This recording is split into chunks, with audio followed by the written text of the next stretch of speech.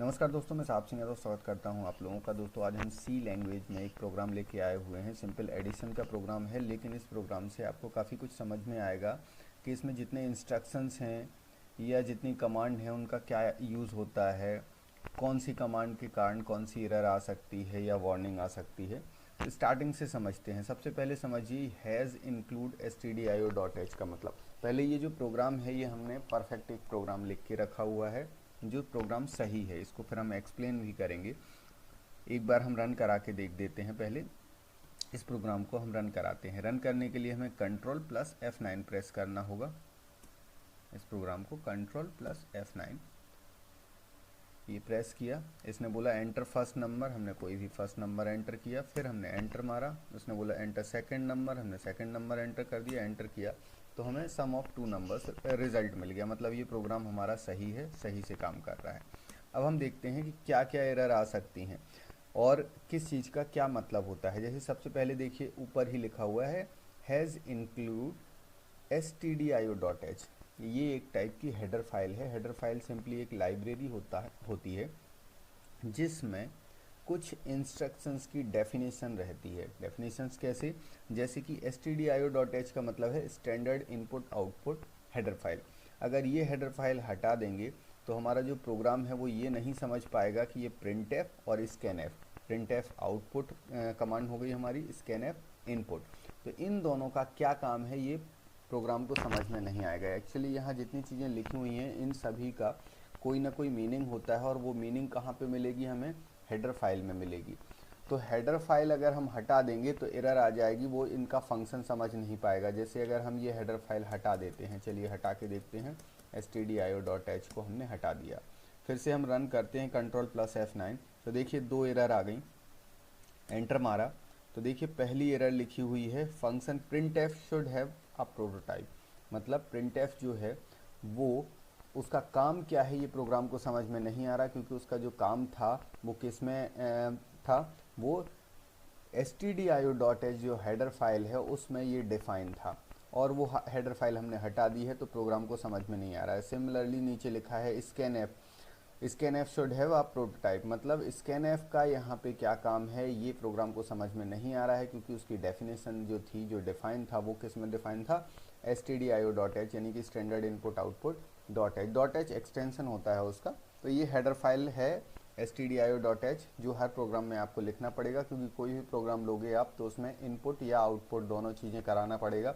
printf भी का भी यूज़ होगा और scanf का भी यूज़ होगा। तो इसलिए ये हमें has include stdio.h header file का यूज़ हमेशा करना है। अगर नहीं करोगे तो एरर आ जाएगी। Has include stdio.h। अब यहाँ पे देखते हैं दूसरी हेडर फाइल conio.h। conio.h में आप देखोगे, देखिए clr scr और get ch ये कुछ कमांड हैं जो इसमें डिफाइन होती हैं। अब clr scr का मतलब क्या है, get ch का क्या मतलब है, वो हम आगे देखेंगे जैसे ही हम इस प्रोग्राम में आगे बढ़ेंगे। तो अभी हम देखें अगर हम ये conio.h हेडर फाइल को हटा देते हैं तो अगेन हमारे पास एरर आ जाएगी। conio.h भी एक हेडर फाइल है जिसमें ये क्लियर स्क्रीन, clr scr और get ch ये डिफाइन होते हैं। अब इनका काम क्या है वो हम अभी बताते हैं। तो पहले हम रन करते हैं Ctrl+F9 से। तो देखिए 2 एरर आ गई। एक बोलेगा again clr scr should have a prototype, मतलब ये जहाँ डिफाइन है वो हेडर फाइल ही नहीं मिल रही है, तो इसका काम क्या है ये प्रोग्राम को समझ में नहीं आ रहा। दूसरा गेट ch का भी इसे काम समझ में नहीं आ रहा है। इसलिए ये वाली दूसरी जो हमारी हेडर फाइल है वो भी हमें लिखना अत्यंत आवश्यक है। तो हमें दूसरी हेडर फाइल लिख देना हैज़ इंक्लूड और उसके बाद conio.h, ये हो गया। अब इसके बाद जो मेन फंक्शन है, ये मेन फंक्शन ये तो लिखना अत्यंत आवश्यक है। अगर हम इसको हटा देंगे तो देखिए क्या होगा, क्योंकि मेन फंक्शन क्या होता है? मेन फंक्शन एक फंक्शन है जिसके अंदर पूरा का पूरा प्रोग्राम रिटन रहता है, लिखा हुआ रहता है। तो अब अगर हम Ctrl+F9 करते हैं तो सीधा सीधा एरर आएगी। एरर क्या बोलेगी? Declaration terminated incorrectly. मतलब जो डिक्लेरेशन है वो इनकरेक्टली टर्मिनेट हुआ है। तो सबसे पहले हमें मेन फंक्शन लिखना पड़ेगा, क्योंकि प्रोग्राम का जो बॉडी स्ट्रक्चर रहता है वो मेन फंक्शन के अंदर ही लिखा जाता है। तो मेन फंक्शन, फंक्शन क्यों बोल रहे हैं? क्योंकि ये जो छोटा ब्रैकेट है इसको हम फंक्शन बोलते हैं, ये स्मॉल ब्रैकेट इसको हम फंक्शन बोलते हैं। जैसे ही मेन फंक्शन लिख लिया, ध्यान रखना मेन फंक्शन के बाद कोई हमें सेमीकोलन नहीं लगाना है। बाकी इस प्रोग्राम के अंदर जितने भी इंस्ट्रक्शंस होंगे, हर इंस्ट्रक्शन को ख़त्म करने के बाद उसके बाद सेमीकोलन लगाना है। तो मेन फंक्शन के बाद पहले स्मॉल ब्रैकेट लगाना है, मीडियम कर्ली ब्रैकेट लगाना है, जो ये बताता है कि अब प्रोग्राम का बॉडी स्ट्रक्चर स्टार्ट हो चुका है। अब हम देखते हैं CLR SCR जो क्लियर द स्क्रीन है, इसका क्या काम है। देखिए अभी हम रन करेंगे अगर दोबारा Ctrl+F9, अभी कोई एरर नहीं है, Ctrl+F9 करेंगे तो देखिए पुराना जो रिज़ल्ट था वो क्लियर हो चुका है। और अब हम कोई भी नंबर एंटर करें, फिर दूसरा नंबर एंटर करें और रिज़ल्ट आ जा रहा है। लेकिन अगर हम CLR SCR हटा देते हैं, देखिए CLR SCR को हम हटा देते हैं, अब अगर हम रन करेंगे तो एरर तो कुछ नहीं आएगी, लेकिन स्क्रीन पर पुराना रिजल्ट भी हमें दिखाई देगा। तो Ctrl+F9, देखिए एरर कुछ नहीं आई है, ऊपर पुराना रिजल्ट दिखाई दे रहा है, फर्स्ट नंबर सेकंड नंबर दोनों का एडिशन, और फिर पूछ रहा है एंटर फर्स्ट नंबर अगेन। तो हम फिर से कोई नंबर एंटर कर देंगे, फिर से दूसरा नंबर एंटर कर देंगे और रिजल्ट आ जाएगा। तो CLR SCR अगर हम हटा देते हैं तो प्रॉब्लम क्या होगी कि पुराना रिजल्ट जो है वो डिलीट नहीं होगा। इससे क्या होगा, हमारी आउटपुट स्क्रीन फिल होती जाएगी। इसलिए आवश्यक है कि CLR SCR को हम लिख दें। अगर नहीं लिखेंगे तो कोई एरर नहीं आएगी, बस यूज़र को थोड़ा प्रॉब्लम होगी कि पुराना रिजल्ट भी उसे बार बार दिखाई देगा। तो CLR SCR छोटा ब्रैकेट और सेमीकोलन जरूर लगाना है। तो ये लगाने से अब हम देखिए फिर से रन करते हैं Ctrl+F9 से, तो देखिए पुराना रिजल्ट डिलीट हो चुका है। तो हमने 45 नंबर एंटर किया, फिर 23 एंटर किया और ये समेसन आ चुका। तो ये CLR SCR का काम है। अब यहाँ पे देखिए इंटीजर, अब यहाँ पे आते हैं हम, देखिए ये इंटीजर लिखा हुआ है। इंटीजर क्या है, एक टाइप का डेटा टाइप है। डेटा टाइप आप लोगों ने पढ़े होंगे, इंटीजर, फ्लोट, कैरेक्टर। इंटीजर मतलब जैसे 1 2 3 4 5, फ्लोट मतलब दशमलव में जो नंबर होते हैं 1.2 1.3 इस टाइप के नंबर्स। कैरेक्टर मतलब जैसे ABCD। तो यहाँ पे हम चूंकि एक प्रोग्राम बना रहे हैं दो इंटीजर नंबर्स को ऐड करने का, इसलिए हमने यहाँ डेटा टाइप लिया है इंटीजर। अब इंटीजर दो नंबर को ऐड करना है तो तीसरे में उसका रिजल्ट सेव होगा, इसलिए 3 वेरिएबल लिए A, B और C। अब जरूरी नहीं है कि यहाँ पे नाम ABC यूज़ करो, कोई भी नाम यूज़ कर सकते हो। यहाँ पे आप चाहो तो A की जगह रोहित लिख दीजिए, तो रोहित में भले ही ROHIT लिखा आएगा, लेकिन उसमें एक ही इंटीजर नंबर सेव होगा क्योंकि हमने उसे इंटीजर माना है। तो आप कोई भी नाम यूज़ करेंगे अगर वेरिएबल का, तो उसमें इंटीजर वैल्यू सिंगल ही स्टोर होगी। तो जैसे यहाँ ABC हैं तो एक वैल्यू A में स्टोर होगी, एक B में, एक C में। अगर C की जगह मान लीजिए हम सम वर्ड यूज़ कर लें SUM, तो उस SUM में भी एक ही वैल्यू एंटर होगी, स्टोर होगी। यहाँ ध्यान रखना एक चीज़ कि देखिए एक कॉमा और फिर ये स्पेस दिया है, इस स्पेस से कोई फ़र्क नहीं पड़ता है, इससे कोई एरर नहीं आ रही है। अभी हम रन करके देख लेते हैं एक बार अगेन।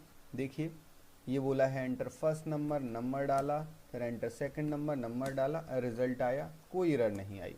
अगर हम ये स्पेस हटा भी दें तब भी कोई एरर नहीं आएगी, क्योंकि देखिए B और C के बीच में सिर्फ कॉमा लगा है, कोई स्पेस नहीं है। हटा देंगे तो कोई एरर नहीं आएगी। देखिए रन करके देखते हैं, कोई एरर नहीं आई। फिर से एक नंबर डाला, एंटर, दूसरा नंबर डाला, एंटर, और रिजल्ट आ गया। अब फिर एंटर करके देखते हैं।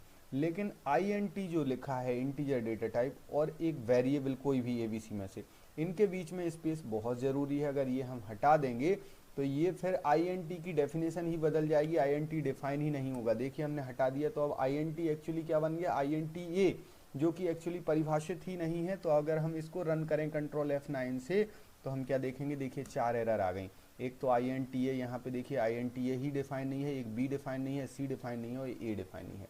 इसलिए ध्यान रखना है कि जब भी हम डेटा टाइप का यूज़ करें तो ज़रूर से यहाँ INT के बाद स्पेस दें, फिर एक वेरिएबल, फिर कॉमा, फिर दूसरा वेरिएबल, कॉमा, तीसरा वेरिएबल और सेमीकोलन।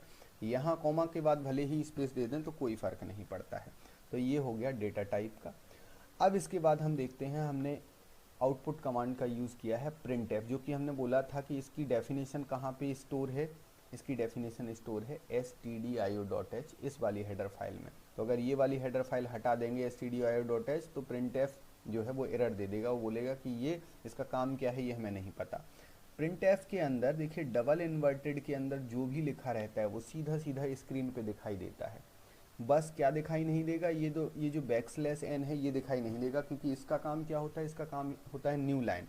मतलब अगर ये हटा, अभी जहाँ पे ये दिखाई दे रहा होगा एंटर फर्स्ट नंबर, अगर ये न्यू लाइन हटा देंगे तो उससे थोड़ा सा ऊपर दिखाई देगा। देखिएगा कैसे, कंट्रोल F9 हम करते हैं तो अभी एंटर फर्स्ट नंबर हमें जहाँ दिखाई दे रहा है आप चेक कर लीजिए स्क्रीन पे, कोई नंबर डाला, फिर एक नंबर डाला और रिजल्ट आ गया। अब हम जब वो बैकस्लैश एन हटा देंगे तो एंटर फर्स्ट नंबर थोड़ा और ऊपर खिसक जाएगा। देखिए कैसे, अगर हम ये बैकस्लैश एन को हटा दें, ये हमने बैकस्लैश एन को हटा दिया, अब हम देखेंगे कि हमारा जो नंबर है, देखिए कंट्रोल F9 हम करके देखते हैं, ये देखिए एंटर फर्स्ट नंबर बिल्कुल ऊपर पहुंच गया। तो बैकस्लैश एन का मतलब होता है कि एक लाइन नीचे खिसकाना। तो अब हम कोई नंबर दे देते हैं, फिर से कोई नंबर दे देते हैं और फिर से देखिए रिजल्ट आ गया। तो बैकस्लैश एन का आई थिंक आप लोगों को काम समझ में आ गया होगा। हम फिर से लगा देते हैं बैकस्लैश एन, और अब हम अगर दो बैकस्लैश एन हो जाएंगे लगातार कंटिन्यू बैकस्लैश एन तो दो लाइन नीचे खिसक आएगा, तो उसमें कोई प्रॉब्लम नहीं है। अब हम फिर से रन करेंगे तो देखिए अब फिर से नीचे आ गया, कोई नंबर डाला, फिर से कोई नंबर डाला, रिजल्ट आ गया इस तरीके से।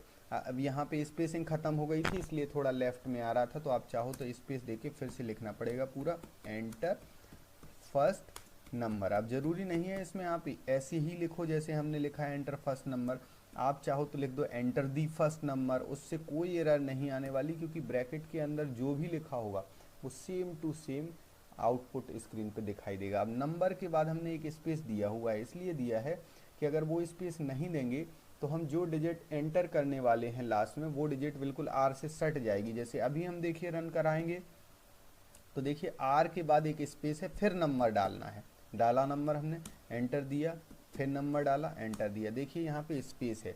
अगर हम ये स्पेस हटा दें, देखिए ये वाला आर के बाद वाला स्पेस हटा दें, तो अब हम एंटर करेंगे, जब भी रन करेंगे प्रोग्राम को कंट्रोल F9 से, तो जो डिजिट होगा वो आर से बिल्कुल सट जाएगा, पास में आ जाएगा। देखिए कंट्रोल F9 किया, देखिए आर के जस्ट बाद आ गया, तो यूज़र को थोड़ा अजीब लगेगा, इसलिए वो स्पेस दे के रखा है, उससे कोई एरर नहीं आने वाली। दूसरे में तो अभी स्पेस है ही तो दिखाई देगा, ये रिजल्ट आ गया, तो इसलिए एक स्पेस दोगे तो बेहतर होगा। ये अपने ऊपर है, जो प्रोग्रामर है उसको ध्यान रखना चाहिए कि प्रोग्राम जो है यूज़र फ्रेंडली बनाए। इसके बाद देखिए स्कैन एफ का काम क्या होता है। स्कैन एफ का काम होता है उस डेटा को स्टोर करना, जो डेटा, अब जैसे बोला एंटर दी फर्स्ट नंबर तो यूज़र नंबर डालेगा, आप चाहो तो इसमें और जानकारी लिख दो enter the first integer number, जिससे उससे पता चल जाए कि हमें इंटीजर नंबर ही एंटर कराना है। तो अब जो नंबर डालेगा उसको किसी वेरिएबल में ले जाना है, तो जब ले जाना होता है, स्टोर करना होता है, तो स्कैन एफ का यूज़ करते हैं। तो स्कैन एफ में ब्रैकेट के अंदर जो डबल इन्वर्टेड के अंदर जो %d लिखा है, ध्यान रखना हमेशा, इंटीजर डेटा टाइप होगा तो %d, फ्लोट होगा तो %f, कैरेक्टर होगा तो %c, स्ट्रिंग होगा तो %s। सिर्फ इंटीजर के लिए %i नहीं होता है, %d होता है, बाकी सभी में पहला वाला लेटर। तो वो करके कॉमा और एंड ए, एंड का मतलब होता है एड्रेस, मतलब हमें जो डेटा यूज़र ने एंटर किया है वो डेटा को ए के एड्रेस पे पहुंचाना है। ध्यान रखना स्कैन एफ में हमेशा एंड का यूज़ होता है, जबकि प्रिंट जब कराओगे किसी की वैल्यू तो एंड नहीं करना होता है। तो यहाँ पे क्या हुआ, जो भी नंबर वो एंटर करेगा यूज़र, वो ए में चली जाएगी वो वैल्यू। सिंपल है, यहाँ पे एंड लगाना बहुत ज़रूरी है, एंड नहीं लगाओगे तो एरर आ जाएगी आपकी। तो ये कॉमा, देखिए एंड हटा के बता देते हैं हम, एंड हटा दिया। अब हम कंट्रोल F9 करते हैं, देखिए उसने बोला enter first number, enter second number, result. देखिए क्या एरर, यहाँ पे एरर वहाँ नहीं दिखाई देगी, लेकिन रिजल्ट देखिए 45 + 54, क्या ये -28746 होता है? नहीं होता है। तो यहाँ पे हमारी एक्चुअली एक जो एरर आई है वो एरर यूज़र को दिखाई नहीं देगी, लेकिन ये हमारे उसे कैलकुलेशन यानी कि रिजल्ट गलत बता देगा। तो वो जो हमें ए के एड्रेस में भेजना चाहिए था डेटा, वो एक्चुअली ए के एड्रेस में स्टोर ही नहीं हुआ है। इसलिए ध्यान रखना है कि जब भी हम स्कैन एफ का यूज़ करें तो वेरिएबल से पहले एक एंड का उपयोग अवश्य करें, ये बहुत इंपॉर्टेंट है। अगर ये नहीं करोगे तो एरर आपको दिखाई नहीं देगी, मतलब यूज़र को एरर दिखाई नहीं देगी, लेकिन रिजल्ट जो है वो रिजल्ट गलत आ जाएगा। अभी देखिए हमने एंड लगा दिया है, अब हम फिर से रन करते हैं तो देखिए 56 + 67, अब रिजल्ट आपका सही आ जाएगा। तो इस तरीके से एंड लगाना बहुत ज़रूरी है। सिमिलरली अब दूसरी वैल्यू एंटर कराना है तो बैकस्लैश n का तो काम है न्यू लाइन, फिर एंटर सेकंड नंबर, और उसके बाद दूसरी वैल्यू जो है वो स्कैन एफ करके बी में चली जाएगी। यहाँ तक कोई प्रॉब्लम नहीं है। ध्यान रखना हर इंस्ट्रक्शन के बाद हमें सेमीकोलन जरूर लगाना है। अब c = a + b, क्योंकि यहाँ हम एडिशन का प्रोग्राम बना रहे हैं, इसलिए c में जो वैल्यू होगी वो a और b की वैल्यू का जो एडिशन होगा वो दोनों का एडिशन स्टोर हो जाएगा। तो यहाँ तक कोई प्रॉब्लम नहीं। अब देखिए ए और बी की वैल्यू का जो एडिशन है वो सी में चला गया। अब हमें क्या करना है, सी की वैल्यू को प्रिंट कराना है। तो ध्यान रखना, देखिए प्रिंट है और फिर से डबल इन्वर्टेड के अंदर बैकस्लैश एन का तो काम पता ही है आपको, न्यू लाइन में आ जाना और उसमें हमने लिख दिया सम ऑफ टू नंबर्स। कैपिटल में लिखो या स्मॉल में, डबल इन्वर्टेड के अंदर कैसे भी लिख सकते हैं, लेकिन उसके बाहर कोई भी चीज़ आपको कैपिटल नहीं दिखाई देगी। सिर्फ ये जो वेरिएबल हैं ए बी सी, इनकी जगह आप कुछ भी मान सकते हो, चाहे कैपिटल मान लो, चाहे कोई आप नाम किसी का एज्यूम कर सकते हो। यहाँ कुछ भी लिखोगे चलेगा, डबल इन्वर्टेड के अंदर कुछ भी लिखोगे चलेगा, लेकिन बाकी सारे लेटर्स स्मॉल होना चाहिए, ये ध्यान रखना सी प्रोग्रामिंग में। तो यहाँ पे हमने लिखा सम ऑफ टू नंबर्स, इसकी जगह कुछ और भी, डबल इन्वर्टेड के अंदर कुछ भी लिख दोगे आपकी एरर नहीं आएगी, ये चीज़ ध्यान रखना है, सिर्फ कुछ चीज़ों को छोड़ के। जैसे कि अब हमने sum of two numbers equal to %d लिखा है। %d का विशेष ध्यान रखना है, चूंकि इंटीजर है इसलिए %d। अब हमें इंटीजर की वैल्यू प्रिंट कराना है। हमने बोला था कि जैसे वैल्यू स्टोर कराना होता है तो स्कैनएफ में %d आता है और कॉमा के बाद एंड एड्रेस, मतलब एंड मतलब एड्रेस और वो वेरिएबल, वैसे ही प्रिंट कराते समय अगेन %d आएगा और डबल इन्वर्टेड के बाद कॉमा लगा के वो वेरिएबल, यहाँ एंड नहीं आएगा क्योंकि हमें उसकी वैल्यू प्रिंट कराना है। अगर यहाँ एंड लगा दोगे तो उसका एड्रेस प्रिंट हो जाएगा, तो अगेन एरर नहीं आएगी लेकिन रिजल्ट गलत आ जाएगा। तो यहाँ ध्यान देना, स्क्रीन पर क्या दिखाई देगा, बैकस्लैश n तो दिखाई नहीं देगा, न्यू लाइन हो जाएगी, सम ऑफ टू नंबर्स हमें दिखाई देगा, इक्वल दिखाई देगा, उसके बाद %d नहीं दिखाई देगा, %d की जगह c की वैल्यू दिखाई देगी जो कि हम देखते थे। तो जैसे हमने रन किया, ये तो हम कई बार कर चुके हैं, एक नंबर डाला, दूसरा नंबर डाला, इन दोनों का जो समेसन होगा वो कितना हो जाएगा, 110 हो जाएगा। तो ये देखिए सी की वैल्यू आ गई 110। लेकिन अगर हम यहीं पे गलती से कर देते हैं एड्रेस सी और ब्रैकेट लगा देते हैं सेमीकोलन, अब हम रन कराते हैं, देखिए कोई एरर नहीं आई, आपको पता ही नहीं चलेगा कि प्रोग्राम आपका गलत हो गया। 45 डाला, 44 डाला, आंसर आना चाहिए कितना, हमारा आंसर आना चाहिए 89, लेकिन रिजल्ट देखिए आ रहा है -16। क्यों?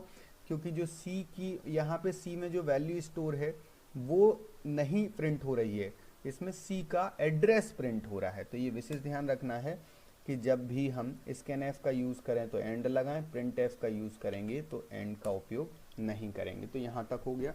अब हमने एक चीज़ देखी थी कि CLR SCR को अगर हम हटा दें तो कोई एरर नहीं आती है, बस पुराना रिजल्ट स्क्रीन पे दिखाई देता है। सिमिलरली गेट CH देखिए, गेट CH का काम होता है आउटपुट स्क्रीन को होल्ड करके रखना। होल्ड करके कैसे रखना कि जैसे हमने बोला एंटर फर्स्ट नंबर आ जाएगा, एंटर सेकंड नंबर आ जाएगा, उसके बाद जब एंटर कराते हैं तो जो सी की वैल्यू प्रिंट होती है उसको होल्ड करके रखता है, मतलब आउटपुट को फाइनल रिजल्ट आने के बाद, एग्जीक्यूशन के बाद जो स्क्रीन है उसको होल्ड करता है गेट CH। अगर हम इसे हटा देंगे तो कोई एरर नहीं आएगी, सिर्फ देखिए एरर यहाँ भी नहीं आएगी। कई बार हमें लगता है हमारा प्रोग्राम रन क्यों नहीं कर रहा, कोई एरर भी नहीं आ रही। तो यहाँ देखिए हम कंट्रोल F9 करते हैं, कोई एरर नहीं आई। पहला नंबर एंटर किया, दूसरा नंबर एंटर किया, कोई भी नंबर एंटर कर, दूसरा नंबर एंटर कर दिया, इसके बाद एंटर किया, देखिए आउटपुट नहीं दिखाई दिया। फिर से एक बार करके बताते हैं, एक नंबर एंटर किया, दूसरा नंबर एंटर किया, अब हम एंटर करेंगे तो देखिए आउटपुट दिखाई नहीं दिया, जो फाइनल समेसन आना था वो दिखाई नहीं दिया। मतलब गेट CH का काम क्या था, गेट CH का काम था आउटपुट को होल्ड करके रखना, और गेट CH हटा दिया तो एरर तो नहीं आई लेकिन आउटपुट चला गया। अब आप सोचिए conio.h जो हेडर फाइल है वो कितनी इंपॉर्टेंट है। conio.h में सिर्फ CLR SCR की इंफॉर्मेशन है और गेट CH की इंफॉर्मेशन है। CLR SCR हटा दोगे कोई एरर नहीं आएगी, गेट CH हटा दोगे कोई एरर नहीं आएगी।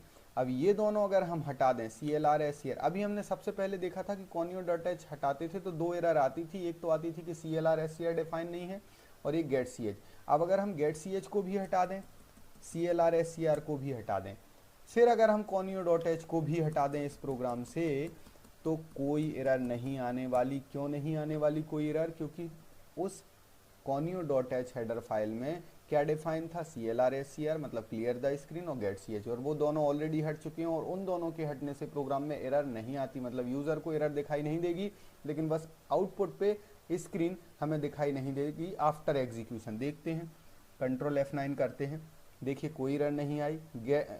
CLR SCR हटने के कारण पुराना रिजल्ट हमें स्क्रीन पे दिखाई दे रहा है और फिर नीचे लिखा दिखाई दे रहा है enter first number, enter first number किया, बोला एंटर, सेकंड नंबर हमने किया। अब हम जैसे ही एंटर दबाएंगे तो चूंकि हमने गेट सी एच का यूज़ नहीं किया है तो हमारी स्क्रीन गायब हो जाएगी। देखिए एंटर किया, स्क्रीन गायब हो गई, मतलब रिजल्ट नहीं दिखेगा। इसलिए ज़रूरी है अगर हमें गेट सी एच चाहिए है तो हैज़ इंक्लूड और conio डॉट एच का उपयोग करना पड़ेगा, conio डॉट एच। और जब conio डॉट एच का उपयोग करेंगे तभी हम गेट सी एच का यूज़ कर सकते हैं, otherwise get C H error दे देगा। अब गेट सी एच आ गया हमारा, CLR SCR यूज़ करो नहीं करो कोई फ़र्क नहीं पड़ता, बस नहीं करोगे तो सिर्फ क्या हो जाएगा, पुराना रिजल्ट दिखाई देगा, इसलिए कर लो तो अच्छा है CLR SCR। अब यहाँ पे देखिएगा एक और आता है, चलिए अब हम बात करते हैं इस रिटर्न ज़ीरो की। देखिए रिटर्न ज़ीरो का काम क्या होता है कि जब हम फंक्शन के टाइप पढ़ेंगे तो वहाँ हम देखेंगे कि एक बड़े प्रोग्राम में छोटे प्रोग्राम की कोई वैल्यू रिटर्न होके आती है और उसका यूज़ होता है, तो सेम चीज़ होगी वहाँ हम रिटर्न और कोई वेरिएबल यहाँ लिखेंगे। जैसे इस प्रोग्राम में रिजल्ट किस में आ रहा है, सी में आ रहा है, तो अगर इस सी की वैल्यू को हमें किसी और प्रोग्राम में यूज़ करना होता तो हम लिखते रिटर्न सी, तो सी की जो भी वैल्यू होती वो रिटर्न होती, फंक्शन को मिलती उसको, सब फंक्शन को, और वो फिर हम किसी दूसरे फंक्शन में यूज़ कर सकते थे। यहाँ चूँकि एक ही प्रोग्राम है इसलिए कोई वैल्यू हमें रिटर्न नहीं करना है, इसलिए लिखा है रिटर्न ज़ीरो।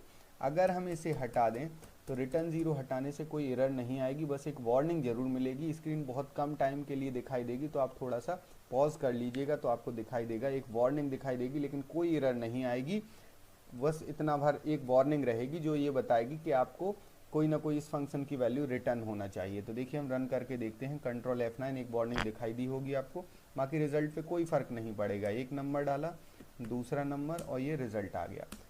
तो ये चीज़ ध्यान देना है हमें कि अगर हम रिटर्न ज़ीरो हटाते हैं तो कोई एरर नहीं आती है, सिर्फ और सिर्फ हमें क्या दिखाई देगी, एक वार्निंग भर दिखाई देगी, तो उससे कोई फ़र्क नहीं पड़ता है। तो रिटर्न ज़ीरो अगर हम लिख लें तो बेहतर होगा, अदरवाइज़ प्रोग्राम रन तब भी करेगा।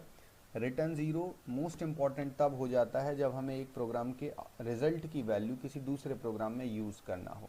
तो यहाँ पे रिटर्न ज़ीरो में एक चीज़ ज़रूर ध्यान देना कि ये जो स्पेस है रिटर्न और ज़ीरो के बीच में, ये हमें ख़त्म नहीं करना है। अगर ये स्पेस ख़त्म कर दोगे आप तो एक एरर आ जाएगी। देखिए कैसे, ये हमने स्पेस ख़त्म किया, कंट्रोल F9 किया, तो देखिए एक एरर आ चुकी है। तो ध्यान देना है, देखिए ये एरर आ चुकी है कि अनडिफाइंड सिंबल रिटर्न ज़ीरो, क्योंकि रिटर्न ज़ीरो सिंबल कोई डिफाइन ही नहीं है, रिटर्न स्पेस ज़ीरो डिफाइन है, तो ये ध्यान रखना है। अब हम जैसे ही रिटर्न स्पेस ज़ीरो कर देंगे तो ये प्रोग्राम हमारा रन हो जाएगा। कंट्रोल F9 करेंगे तो पहला नंबर एंटर किया, दूसरा नंबर एंटर किया, रिजल्ट आ गया। तो इस तरीके से इस प्रोग्राम में हमने सारी चीज़ें देख ली हैं।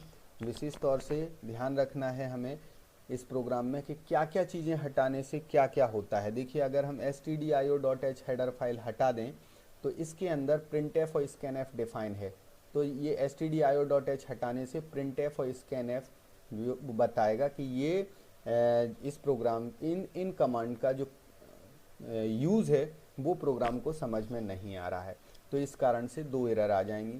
अगर हम conio.h हटा देते हैं तो conio.h के अंदर CLR SCR और getch डिफाइन है, तो एरर आ जाएगी। लेकिन अगर हम conio.h CLR SCR और getch तीनों हटा दें तो एरर नहीं आएगी।